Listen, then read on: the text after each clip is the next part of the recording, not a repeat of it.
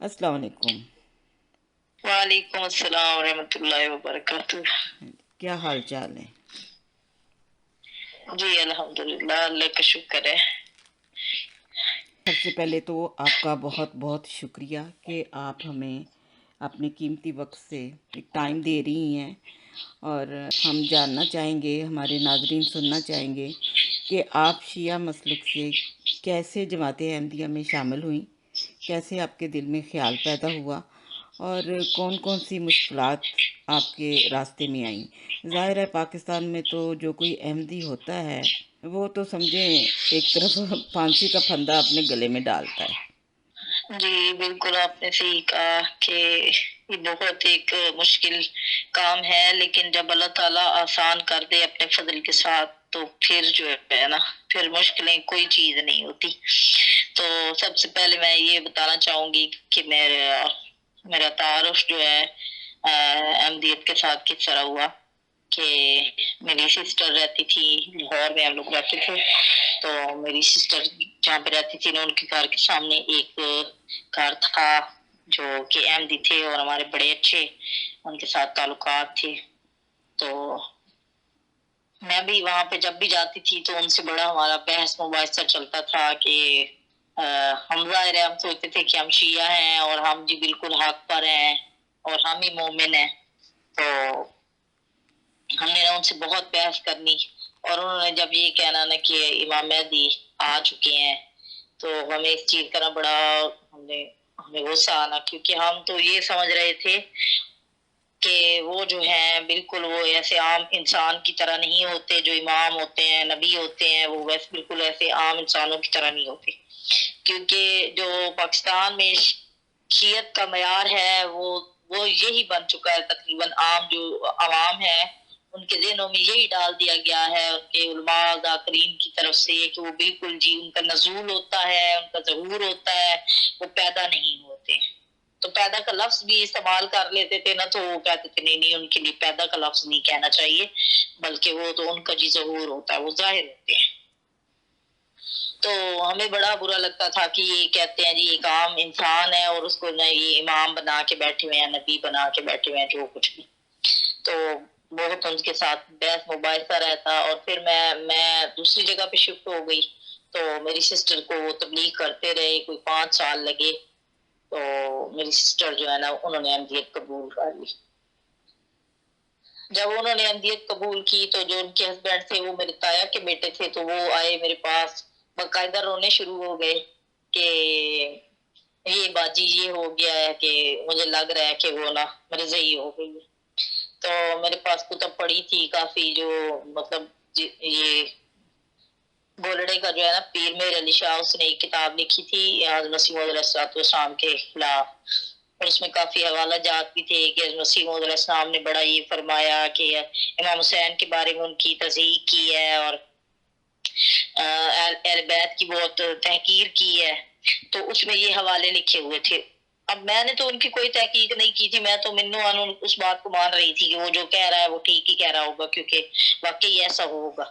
तो मैंने वो कुतब जो है ना अपने बहनोई को दी और उनको कहा कि आप जाके ना अपनी मिसेज को दें और उनको ये पढ़ाएं।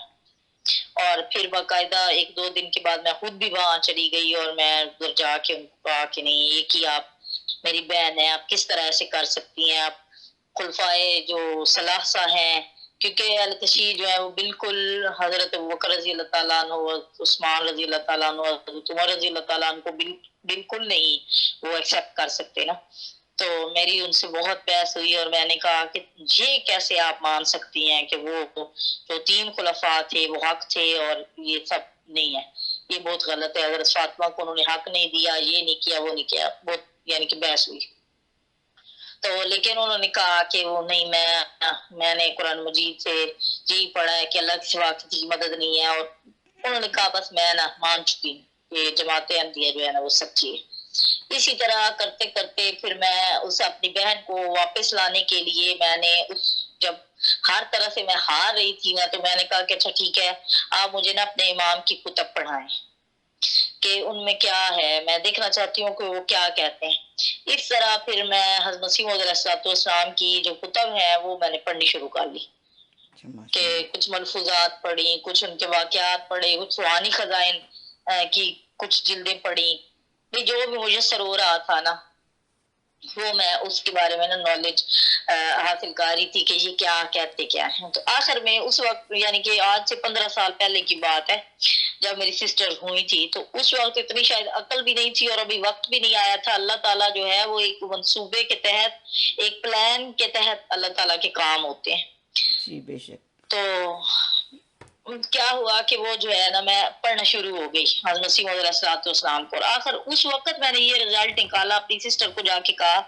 کہ بات یہ ہے کہ تم لوگ جو ہو نا توحید پہ تم لوگ پکے ہو، اور جو ہے تو تمہارے ایمان کی باتوں میں توحید نظر آتی ہے. تو اس وجہ سے نا اللہ نے تم پہ فضل کیا ہوا ہے. یہ جو تمہاری ترقی ہو رہی ہے ظاہری دنیا میں، جو تم لوگ بڑھ رہے ہو، یہ اس وجہ سے ہے. لیکن جو ہے نا وہ سچے نبی نہیں ہو سکتے یا امام نہیں ہو سکتے. نبی تو ہو ہی نہیں سکتا کیونکہ نبی تو آنا نہیں ہے نا، نبی پاک آخری نبی ہے. اور امام وہ کیسے ہو سکتے ہیں؟ وہ تو امام مہدی نے تو بنی فاطمہ سے ہونا ہے، اس سے ہونا ہے، اس سے ہونا ہے، مطلب وہ سارے اعتراضات جو تھے. لیکن اس کا ایک یہ ہوا کہ اثر میرے اوپر کہ میں نا لاشعوری طور پر از مسیح موعود علیہ السلام نے جو ان کا میں نے پڑھا تھا نا وہ میں نا باتوں پہ عمل کرنا شروع ہو گئی. کہ میں حضرت نے ایک اپنی کتاب میں فرمایا کہ امام جعفر صادق جو ہے نا وہ سجدے میں دعا کیا کرتے تھے. تو اب چونکہ وہ نام بھی امام جعفر صادق کا تھا، شیعہ جو ہے وہ فقہ جعفریہ انہی کے نام سے ہے، تو ان کو بہت وہ مانتے ہیں اور بہت قابل شخصیت تھی، اللہ تعالیٰ کے پیارے بندے تھے. تو ان کا نام بھی حضور نے لیا ہوا تھا. تو پھر میں سجدے میں نا دعا کرنے شروع ہو گئی تھی اس کے بعد سے. اچھا ماشاءاللہ. ہاں جی. اور ہاں جی پھر اس طرح پھر میں بعد میں اسلام آباد شفٹ ہو گئی. تو میری بہن سے نا بالکل میرا ہو گیا اور تعلق خراب، مطلب کیونکہ دور ایک تو ہو گئے، دوسرا اس کا جو ہسبینڈ تھا نا وہ ہر وقت مجھے فون کرتا رہتا تھا کہ یہ کر رہی ہے، یہ کر رہی ہے، دیکھیں باجی ان کو مان رہی ہے، خلفائے ثلاثہ کو مان رہی ہے، مجلس پہ نہیں جاتی، کوئی عالی مدد نہیں کہتی، یہ نہیں کر رہی، وہ نہیں کر رہی. تو وہ نا بڑا ماحول مطلب دوری بڑھ رہی تھی. تو پھر کرتے کرتے کہ 6-7 سال کے بعد ان کے ہسبینڈ نے نا ان کو طلاق دے دی، یہ کہہ کے کہ جو احمدیت ایک وائرس ہے، تو اب میرے نا بچے بڑے ہو رہے ہیں تو لہٰذا میرے بچوں میں یہ وائرس جائے تو میں یہ نہیں برداشت کر سکتا. اور اس نے نا ان کو نکال دیا اپنے گھر پہ. اچھا وہ جب انہوں نے میری سسٹر کو مطلب طلاق دے دی اور گھر سے بھی نکال دیا، تو پھر جو ہے اسلام آباد میں نے ان کو اپنے پاس بلا لیا اور پھر بچے ان سے چھین چکا تھا وہ. تو میرا اس سے بھی رابطہ تھا، وہ مجھے کہتا تھا کہ میں بچوں کو نا ایک بال بھی اس کو نہیں دوں گا اپنے بچوں کا. تو میں نے اپنی سسٹر سے بات کی اور ان کو کہا کہ اگر آپ کو بچے، آپ اس بات پہ ایگری ہوں کہ آپ کوئی اپنی جماعت کی تبلیغ بچوں کو نہیں کریں گی، کچھ نہیں ان کو بتائیں گی، تو بڑے ہو کے وہ خود ہی جو انہوں نے بننا ہوگا بن جائیں گے. تو اگر اس بات کا آپ وعدہ کریں تو جو ہے میں ان سے بات کرتی ہوں اور بچے آپ کو لے کے دیتی ہوں. تو اللہ تعالیٰ ان پہ بھی فضل کرے. انہوں نے کہا جی مجھے کسی مدد کی ضرورت نہیں ہے. تو ہو گیا یہ سارا. تو پھر اس کے بعد نا وہ اپنے جب ربا شفٹ ہو گئی کچھ عرصے کے بعد، وہاں جب وہ شفٹ ہوئی تھی تو میں نے ان کو کہا کہ آپ ربا اگر جا رہی ہیں تو پھر یہ ہے کہ آپ مر بھی جائیں گی نا تو میں آپ کا چہرہ دیکھنے کے لیے بھی وہاں نہیں آؤں گی. تو یہ آپ سوچ لیں کہ بالکل میرے سے آپ کا قطع تعلق ہو جائے گا. لیکن وہ شفٹ ہو گئی، چلی گئی وہ وہاں سے. اچھا چلی گئی تو پھر میں نے آگے کچھ عرصہ گزرا، سال ایک گزر گیا، میرا کوئی رابطہ نہیں ان سے اور ان کی بھی میرے سے کوئی بات نہیں ہو رہی. تو جو ہے اس سے پہلے کی ایک بات میں آپ کو بتا دوں کہ جی میری سسٹر نے اپنے ہسبینڈ کیس کیا بچوں کے لیے نا، تو لاہور میں انہوں نے مجھے فون کیا کہ وہ بچے مجھے نہیں دے رہے، تو میں نے کیس کیا ہے. تو جج نے کہا ہے کہ اگر آپ کی سسٹر آ جائے نا تو پھر اگر کوئی آپ کے ساتھ ہو تو پھر آپ کو بچے میں دے سکتا ہوں، تو آپ آئیں، تو آپ کی ضرورت ہے. تو میں نے کہا کہ نہیں، قرآن مجید میں ہے کہ تم سچی گواہی دو. تو میں بہن کر کے نا میں گواہی جھوٹی نہیں دے سکتی، کیونکہ آپ نے زیادتی کی ہے تو آپ کی زیادتی ہے، تو میں یہی گواہی دوں گی کہ آپ نے زیادتی کی ہے. تو پھر جو ہے یعنی کہ میرے اس وقت بھی نا یہ چیز میرے اندر تھی کہ اب اللہ تعالیٰ نے یہ حکم دیا ہوا ہے تو اس میں کوئی بہن بھائی نہیں ہے، جو سچ ہے وہی بات کرنی. یہ تو آپ پھر جو ہے نا میری سسٹر کیس ہار گئی، کیس وہ ہار گئی، لیکن پھر جو ہے وہ جو میرا بہنوئی ہے اس نے دوسری شادی کر لی، اور شادی کے بعد وہ اس قدر اس کو مشکلات ہوئی، اتنی مصیبتوں میں پڑ گیا کہ وہ جو بچے تھے جن کا وہ کہتا تھا کہ میں ایک بال بھی اس کو عورت کو نہیں دوں گا بچوں کا، تو وہ بندہ اتنا مجبور ہو گیا، اس کا کاروبار ختم ہو گیا اور حالات خراب ہو گئے۔ پہلے اس کا اتنا بزنس تھا کہ اس کے ساتھ 5 گارڈ ہوتے تھے،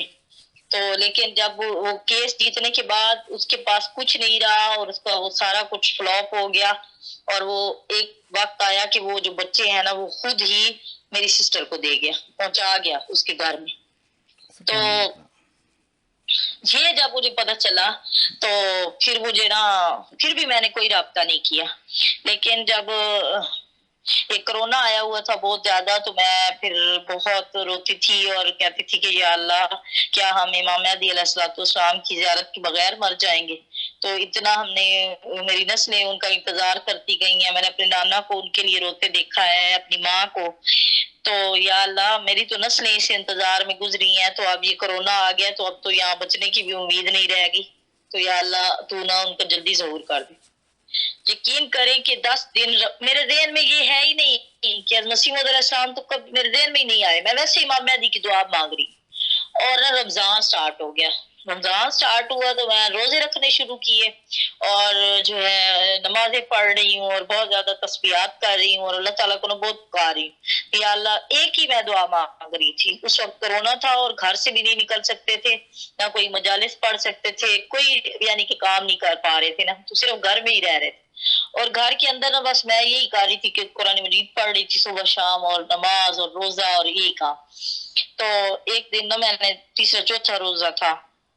تو میں نے اپنی نا بیٹی کو بلا کے کہا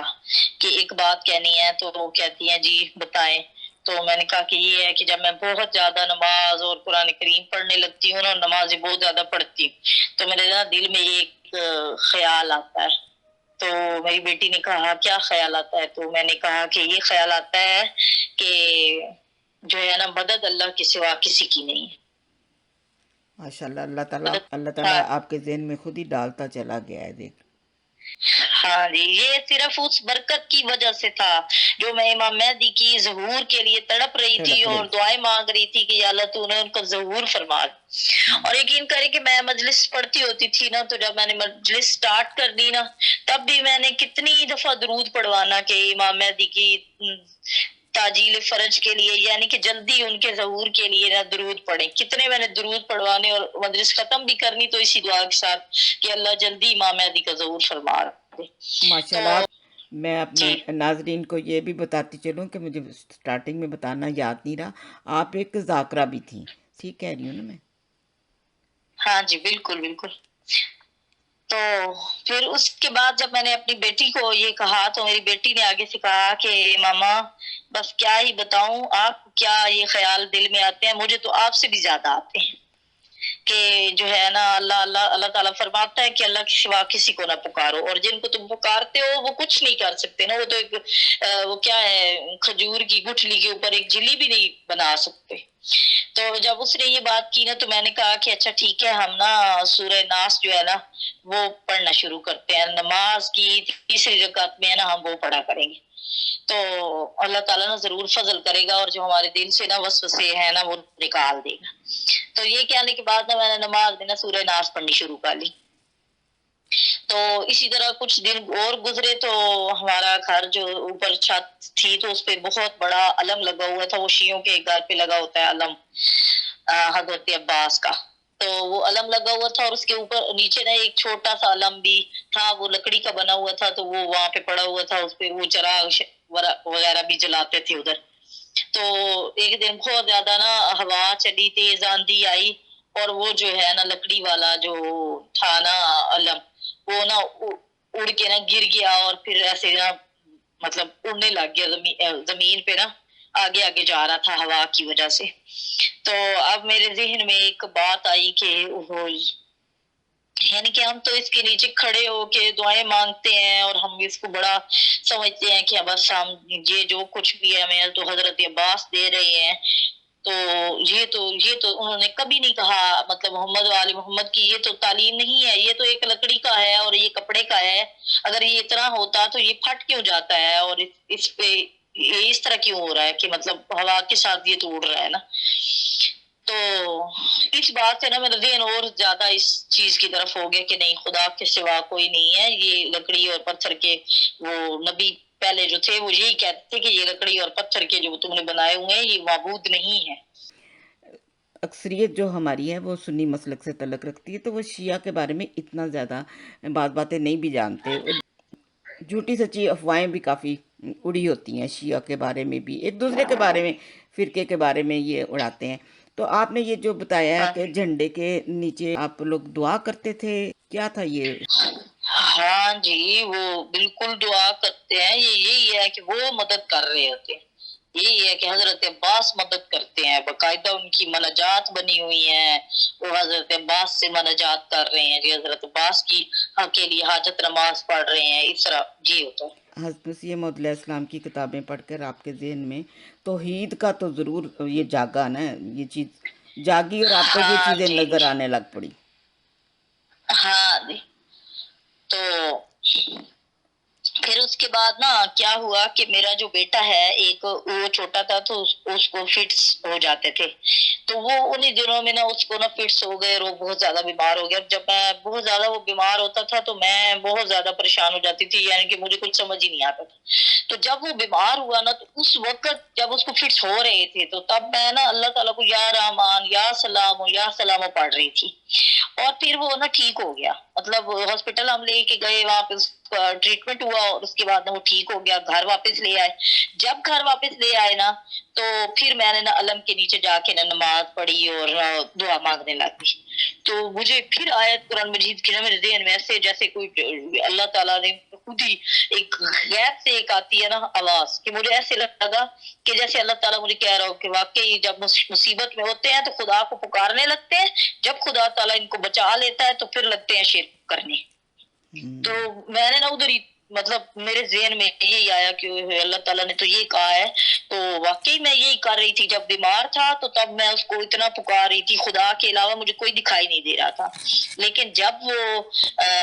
ٹھیک ہو گیا ہے، گھر آ گیا تو میں یہ کرنے لگ گئی ہوں نا دوبارہ۔ یہ بس ابھی میں ایسے جیسے ایک بچہ کھڑے ہونے کی کوشش کرتا ہے نا تو پھر گر جاتا ہے، تو میں وہ کھڑی ہو رہی تھی کبھی اور کبھی گر رہی تھی، مطلب مجھے سمجھ ہی کچھ نہیں آ رہا تھا کہ ہو کیا رہا ہے۔ تو 10 دن جو ہے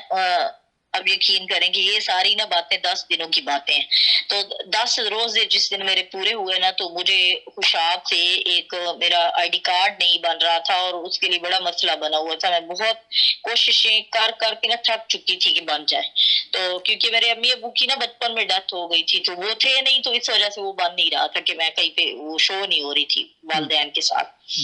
تو وہ نا آئی ڈی کارڈ کے دفتر سے نا مجھے کال آئی، وہ کسی جاننے والے کی، تو انہوں نے کہا کہ آپ آئیں، تو اب جو ہے نا ایک افسر ہے ہمارا اپنا جاننے والا آ گیا ہے، تو اس کے ذریعے سے نا آپ کا کارڈ بن جائے گا۔ اچھا، اب وہ آئی ڈی کارڈ کے لیے نا مجھے ضرورت تھی اپنے والدین کے ڈیتھ سرٹیفکیٹ، تو وہ جو میری بہن ہے نا وہ اس کے پاس تھی۔ اچھا، میرا وہ تقریباً 8-10 مہینے یا کوئی پتہ نہیں اتنا تقریباً عرصہ گزر چکا تھا کہ اس سے میری کوئی بات چیت نہیں چل رہی تھی، اور وہ اس وقت ربوہ میں تھی، تو میں نے ان کو نا کال کی کہ مجھے نا ضرورت ہے، تو چونکہ آپ کا بھی نہیں بن رہا تو میرا بنے گا تو آپ کا بنے گا، تو لہٰذا وہ مجھے نا چاہیے، تو انہوں نے کہا ٹھیک ہے آپ آ جائیں اور لے لیں مجھ سے، اور میں بھی آپ کے ساتھ چلوں گی، تو چلے جائیں گے آئی ڈی کارڈ کے دفتر۔ تو جب وہاں سے میں اپنے اسلام آباد سے نکلی ہوں 11واں روزہ، 10 دن وہ پورے میں نے اطاعت الہی میں گزارے، نمازوں میں، روزے میں، اور جو ہے کیا کہتے ہیں دعاؤں میں، اور 11ویں دن میں وہاں سے اپنے نکلی ہوں، اور میں یہ تھا کہ ٹرانسپورٹ کا نا تھوڑا مسئلہ اس وقت بنا ہوا تھا، یہی کورونا کی وجہ سے، تو اس وجہ سے نا وہ نکلے تو ہم جلدی تھے، لیکن پہنچتے پہنچتے نا وہ بہت لیٹ ہو گیا، اور ہم جب جا کے پہنچے تو وہ رات کے نا 8-9 بجے کا ٹائم تھا، تو اب میں ادھر ہی نا اڈے پہ کھڑی ہو گئی کہ میں نے کہا نہیں، میں نے جانا نہیں ہے، میں آپ کے گھر نہیں آ سکتی، تو جو ہے نا وہ کاغذات مجھے چاہیے، تو میری سسٹر جو ہے انہوں نے کہا آپ چھوڑ دیں، ہم کوئی آپ کو کھا نہیں جائیں گے، آپ آ جائیں، اور جو ہے رات رکیں صبح پھر دیکھتے ہیں چلے جائیے گا صبح، تو یہاں بھی انسان ہی رہتے ہیں، کوئی مسئلہ نہیں۔ تو بچے بھی میرے ساتھ تھے کیونکہ ان کی مجھے نا اس کی ضرورت تھی گواہی کے لیے نا آئی ڈی کارڈ کے دفتر میں، تو بچوں کو بھی میرے ساتھ تھے، تو بیٹی اور بیٹے نے مجھے کہا کہ نہیں نہیں ہے چلے جاتے ہیں، پھر اب رات ہم کدھر جائیں گے نا، تو چلے گئے ان کے گھر۔ تو اب یقین کریں کہ میں اس وقت اس صورتحال میں تھی، میں سوچ رہی تھی اپنی بیٹی کو، میں نے کہا کہ ان کے گھر میں جاؤں گی تو ادھر تصویر لگی ہوئی ہوگی، تو اس کی میں ان کو کیا مطلب کیا ہمیں دیکھنے پڑیں گے نا، مطلب اس کے جو عقائد ہیں ان ساری چیزوں کی، مطلب اس کا گھر ہے تو میرے بچوں نے کہا کوئی بات نہیں آپ رات گزاریں تو پھر دیکھتے ہیں۔ تو پھر جی ہم ان کے گھر چلے گئے، تو صبح صبح ناشتہ بن رہا تھا اور ہم جانے کے لیے تیار کھڑے ہوئے تھے، تو خبریں لگائی، ٹی وی لگا ہوا تھا، ویسے ہی خبریں لگی ہوئی تھی، تو اس میں نا وہ بتا رہے تھے کہ آج ایک ہفتے کے لیے نا لاک ڈاؤن لگا دیا گیا ہے اور دفاتر جو ہے نا وہ بند کر دیے گئے ہیں، کیونکہ اس وقت کورونا زیادہ ہو گیا تھا۔ اچھا، اب اللہ تعالیٰ جب کوئی انسان کو ہدایت دینا چاہتا ہے تو وہ دیکھیں کہ وہ اس کو کس طرح اس کے لیے اسباب پیدا کرتا ہے۔ کرونا کسی کے لیے رحمت بن گیا اور کسی کے لیے رحمت بن گیا، دیکھیں ذرا۔ ہاں جی، کتنا وہ بابرکت میرے لیے تو وہ سال تھا، اللہ کا اتنا مجھ پر فضل ہوا۔ اور پھر کیا ہوا کہ اب نہ ہم واپس جا پا رہے تھے کیونکہ ٹرانسپورٹ بھی بند ہو گئی تھی، تو دفاتر بھی بند ہو گئے تھے، تو نہ آگے پا رہے تھے اور نہ ہی ہم واپس جا سکتے تھے، تو اس وجہ سے پھر نہ ان کے گھر میں ہی رہنا پڑا، اور 2-3 دن ہم رہے وہاں پہ۔ تو یہ جو میری سسٹر ہیں یہ پہلے 11 بجے MTA پہ اس وقت تلاوت قرآن مجید لگا کرتی تھی تو یہ لگا دیتی تھی، اور پھر اس کے بعد خلیفہ رابع جو ہے ان کی قرآن کی کلاس رمضان میں لگا کرتی ہے، وہ لگتی تھی تفسیر کی، تو مجبوری تھی کیونکہ ایک ہی کمرہ تھا اور اسی میں ٹی وی بھی تھا اور ہم بھی اسی میں تھے، تو وہ اب کان میں آواز تو پڑنی تھی۔ ایک بات یہ ہے، اور دوسری بات یہ ہے کہ میرے اندر نا یہ چیز ہے کہ میں کہیں بھی بیٹھوں نا تو میں کوئی علم کی بات ہو رہی ہو نا تو مجھے ہوتا ہے کہ نہیں وہ اس بات میں حصہ لینا چاہیے اور اپنے علم اضافے کے لیے بھی سننا چاہیے کہ یہ ہے کیا یا کیا رہے۔ تو پھر آپ کو پتہ ہی ہے کہ حضور جس طرح قرآن مجید بیان کرتے ہوں گے کہ میں آپ کو بتا نہیں سکتی کہ میرے کس طرح یعنی کہ میرے ایمان میں اضافہ ہو رہا تھا۔ اور پھر حضور انور کی کلاس کے بعد جو ہے میں نے اپنی سسٹر کو کہا کہ کوئی کتاب ہے تو دے دو، کیونکہ میں تو اس کے بغیر نہیں رہ سکتی، تو چلو کوئی کتاب ہی ہے تو دے دو۔ تو انہوں نے مجھے 2 کتابیں دی، ایک در سمین تھی اور ایک جو ہے کشتی نوح۔ تو میں کشتی نوح پڑھنی شروع کی، تو میں جیسے جیسے پڑھ رہی تھی تو اس میں جو حضور کی تعلیم ہے مسیح موعود علیہ السلام کی، میں اس تعلیم کو نبی کریم صلی اللہ علیہ وسلم کی اور ائمہ اہل بیت جو ہیں ان کی تعلیم سے ملا رہی تھی، تو بالکل ایک ایک لفظ وہی تھا جو انہوں نے فرمایا تھا، یعنی کہ محمد صلی اللہ علیہ وسلم کی تعلیم اور حضرت مسیح موعود علیہ السلام کی تعلیم میں کوئی فرق نہیں تھا۔ ہاں لیکن حضرت مسیح موعود علیہ السلام کی تعلیم پڑھنے کے بعد جو میرے ذہن میں پہلے ایک خدا تھا نا، وہ خدا بدل چکا تھا، اور وہ میں اس زندہ خدا کو پہچان رہی تھی، یعنی کہ میری روح جاگ رہی تھی اور میں بالکل ایک نئی چیز دیکھ رہی تھی کہ واقعی میں تو اس خدا کو ڈھونڈ رہی تھی، وہ جو میرے دل میں آ رہا تھا نا کہ مدد کسی اور کی نہیں ہے، تو وہ حضور کی کتاب پڑھنے کے بعد تو مجھے اس پہ یقین ہونے لگا۔ پھر میں آپ کو بتاؤں کہ 2-3 دن اسی طرح گزر گئے اور میں نے در سمین بھی پڑھی، اس میں سے بھی کچھ باتیں تھی جو بالکل حضور کی ایسے الہامی باتیں ہیں اشعار میں کہ جو میں نے نا اپنی آنکھوں سے ہوتے دیکھ چکی تھی میں۔ تو اس کے بعد جب وہ لاک ڈاؤن کھل گیا 3-4 دنوں کے بعد وہ ہو گیا کہ نہیں پاکستان چونکہ غریب ملک ہے تو اس لیے لوگ بند ہو کے نہیں بیٹھ پا رہے، تو ان کو محنت مزدوری کرنے کی اجازت دی جائے، تو لاک ڈاؤن جو ہے نا وہ کم کر دیا گیا انہوں نے، گورنمنٹ نے، تو تھوڑی بہت نا ٹرانسپورٹ بھی چل گئی۔ تو اب ہم نے نا فیصلہ کیا کہ چلو ٹھیک ہے دفتر تو نہیں کھلے ہیں لیکن ہم جو ہے نا واپس چلے جاتے ہیں۔ تو اس دن جس دن ہم نے واپس جانا تھا اس سے پچھلے دن یعنی کہ مطلب صبح ہم نے واپس جانا تھا، تو آج کی جو کلاس تھی اس میں حضور نے جو تفسیر بیان کی وہ سورہ ناس کی تفسیر تھی۔ ٹھیک. اب میں کتنے دنوں سے سورہ ناس پڑھی جا رہی تھی اور اس لیے پڑھ رہی تھی کہ یا اللہ مجھے وسوسوں سے بچا اور مجھے شک اور اس سے نکال دے اور مجھے یقین کی منزل تک لا. میں اس لیے سورہ ناس پڑھنا شروع کی تھی اپنے گھر میں، اور حضور بھی وہی سورہ ناس ہی بیان کرنے شروع ہو گئے. اور حضور انور نے جو پہلی بات کہی اس میں کہ حضرت نے فرمایا کہ بسم اللہ الرحمن الرحیم قل اعوذ برب الناس، رب ہے لوگوں کا. خدا تعالیٰ سب سے پہلے جو اس کی صفت ہے وہ رب ہے. تو پھر اس کے بعد مالک الناس، پھر مالک ہے، الہ الناس، پھر معبود ہے. تو یہ تین جو سٹیپ ہیں، تو میں نے جب یہ سنا نا کہ وہ پہلے سب سے پہلے تو رب ہے، جو اس کو رب مانے گا پھر اس کو مالک مانے گا اور پھر اس کی عبادت کرے گا نا. جو اس کو پہچانتا ہی نہیں ہے وہ اس کی عبادت کیا کرے گا. تو مجھے تو رونا آ گیا، آپ یقین کریں کہ میں جو ہے نا، میں تو یہ ہم شیعہ جب ہم تھے تو میں تو اکثر اپنے شیعہ رشتہ داروں کو یہ کہتے ہوئے سنا تھا کہ ہمارا رزق جو ہے حضرت علی بانٹتے ہیں، حضرت علی ہمیں رزق دیتے ہیں. تو میرے تو ایک دفعہ بڑے آسان خطا ہوگی کہ ہم کس سے مانگ رہے تھے، اور رب تو خدا تعالیٰ ہے. تو ہم تو اس سے دور ہیں، ہم اس کو رب ہی نہیں مانتے، پھر اس کو مالک کیسے مانیں گے اور پھر اس کی عبادت کیسے کریں گے. اسی لیے تو ہم عبادت سے دور ہیں اور کوئی اہمیت ہی نہیں ہے. یقین کریں کہ اب جب مجلس ہو رہی ہوتی تھی یا ماتم ہو رہا ہوتا تھا تو نماز قضا چلی جاتی تھی تو کوئی کسی کو پرواہ نہیں ہوتی تھی. وہ کہتے تھے نہیں جی نہیں. ذاکرین تو اکثر یہ بھی بیان کرتے ہیں کہ نہیں جی نہیں، نماز میں نبی کریم جو تھے ان کے اوپر حضرت امام حسین سوار ہو گئے تو انہوں نے